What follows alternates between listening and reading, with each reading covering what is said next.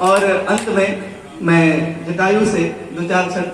जटायु और संपाति दोनों भाई सूर्य को छूने के लिए स्पर्धा लगा रहे हैं। आगे आगे संपाति उड़ रहा है और ललकार करके कहता है जटायु से, भैया सेकंड राउंड में फिर करेंगे, कि पंखिया चलो ले आओ मोहे पिठियो ले आओ, अस धीरे चलबो हरावे नहीं पैबो, आ तोहरो ना नीक लागी हमरो खराब लागी, हार के जो हमारा से भाई मोर जइब, आ खूब लजवाई हुई जग में हंसाई हुई, काहे ठान ठनली की सोच पछतइब, आ जो ना आज जीतब जटायु तनी सोच लगी घरवा में जाके कौन मुहम्मद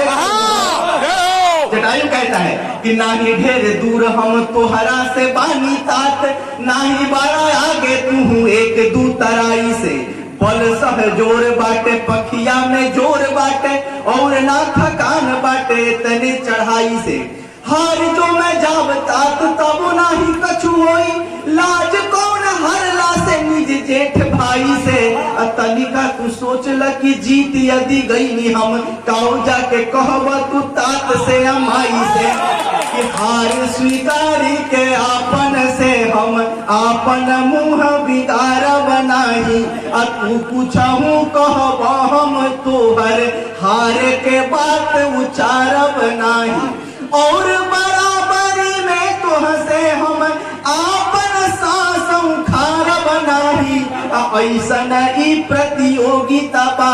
जीतब तू तबो हम हारब नाही, छोटे जे मान ले जेठ से हार, त काहे के भाई से भाई डराई, आपन सीमा में दोनों रहे तब काहे के भाई से होई लड़ाई, प्रेम से जीत मिले सबका और प्रेम से बाटला बैर के खाई, कैसे के भाई हुए अलगा जब एक ही तात एक ही माई, एक ही पालत तात उन्हें अरु एक ही गोद खिलावत जाई, एक ही हाथ के झूला झुलावत दूध पियावत एक ही गाई, एक ही भाव से प्रेम करे कछु अंतर ना समझे के हुपाई, अब वेद पुराण बतावत बाकी मिले जग में न सहोदर भाई,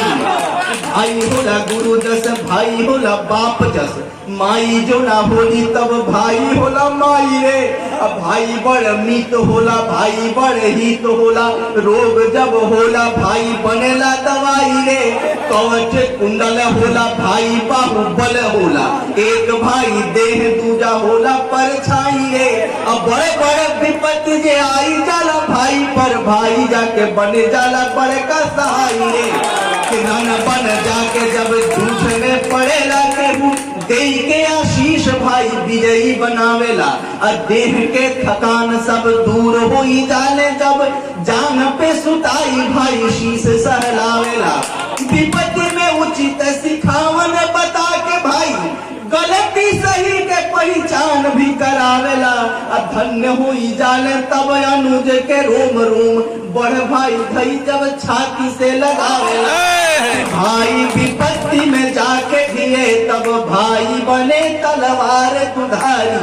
आचर जे उठी जाए मतारी के जाई के भाई बने महतारी, और जे भाई के कष्ट पड़े तब भाई बनी जाला पुरारी, इंद्र के कोप कबो पर रखे तब भाई बने न गोवर्धन धारी, नाता हजारन बाजग में अनमोल है भाई से भाई के नाता, दूध के नाता खून के नाता, तात के नाता माई के नाता, एक ही दूध कटोरी के नाता, एक ही भात मिठाई के नाता, भक्त के नाता टूटे भगवान से टूटे न भाई से भाई के नाता।